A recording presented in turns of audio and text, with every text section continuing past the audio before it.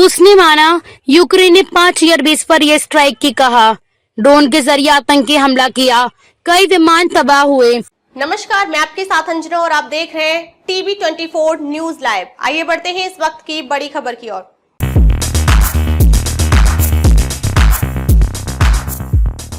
रूस ने माना, यूक्रेन ने 5 एयरबेस पर एयर स्ट्राइक की कहा।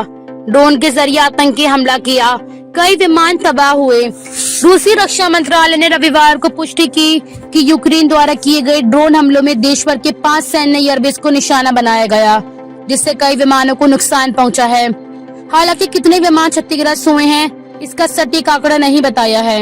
अपने बयान में रूसी रक्षा मंत्रालय ने यूक्रेन पर आरोप लगाया कि उसने मुर्मांस्क, इर्कुत्स्क, इवानोवो, रयाजान और अमूर क्षेत्रों में स्थित हवाई अड्डों पर FPV ड्रोन से आतंकी हमला किया।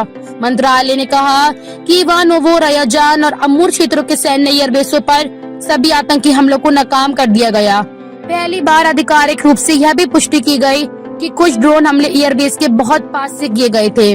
रूसी अधिकारियों के मुताबिक मुर्मांस्क क्षेत्र के ओलेनोगोसर एयरबेस और इर्कुत्स्क के स्त्रेदनी एयरबेस को ट्रेलर ट्रकों की मदद से पास के इलाकों से ड्रोन लॉन्च करके निशाना बनाया गया। यूक्रेन ने रविवार को दावा किया था उसने रूस के 41 लड़ाकू विमानों को तबाह किया। यूक्रेन ने रूस के मरमंस्क में ओलेनिया एयरबेस, इर्कुत्स्क में बेलाया एयरबेस, इवानोवो एयरबेस और डाइगिलेवो एयरबेस को निशाना बनाया। रूस का बेलाया एयरबेस यूक्रेनी सीमा से 4000 किलोमीटर से भी ज्यादा दूर है। यह रूस के साइबेरिया इलाके में स्थित है। रिपोर्ट के मुताबिक यूक्रेन की सुरक्षा एजेंसी ने इस पर हमले को अंजाम दिया, जिसमें FPV ड्रोन्स का इस्तेमाल किया गया। इसमें A-50, Tu-95 और Tu-22 जैसे स्ट्रेटेजिक बॉम्बर्स को निशाना बनाया गया। SBU की एक अधिकारी ने कहा कि यह हमला उन्होंने खुद के बचाव में किया है, क्योंकि ये रूसी विमान अक्सर यूक्रेनी शहरों पर बम गिराते हैं। रूस ने इस हमले की पुष्टि की है। शुरुआती अनुमानों के मुताबिक नुकसान की लागत $2 बिलियन अमेरिकी डॉलर हो सकती है। यह हमला ऐसे समय हुआ है जब इस्तांबुल में सोमवार को शांति वार्ता होनी है और सीमा पार झड़पें तेज हो गई हैं। यूक्रेन की सुरक्षा सेवा ने कहा कि उनके ड्रोन रूस के अंदर बहुत दूर तक गए और Tu-95, Tu-22 जैसे बड़े बम वर्षक विमानों और A-50 जैसे महंगे जासूसी विमानों को नुकसान पहुंचाया। A-50 विमान बहुत ही रेयर है और रूस के पास ऐसे सिर्फ 10 विमान हैं। एक विमान की कीमत करीब $350 मिलियन बताई जाती है। इस हमले में बेलाया नाम का एयरबेस खास तौर से निशाने पर था, जो रूस के इर्कुत्स्क क्षेत्र में भी है। वहीं ओलेनिया एयरबेस में भी आग लगने की खबरें आई हैं, लेकिन इसकी अभी तक आधिकारिक पुष्टि नहीं हुई है।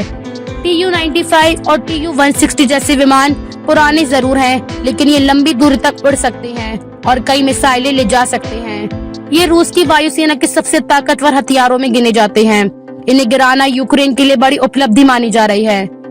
यूक्रेनी एजेंसी ने कहा कि उन्होंने यह हमला इसलिए किया ताकि रूस की बमबारी रुक सके, क्योंकि लगभग हर रात रूसी विमान यूक्रेनी शहरों पर हमला करते हैं। उन्हें उम्मीद है कि इस हमले से रूस को काफी नुकसान पहुंचा है।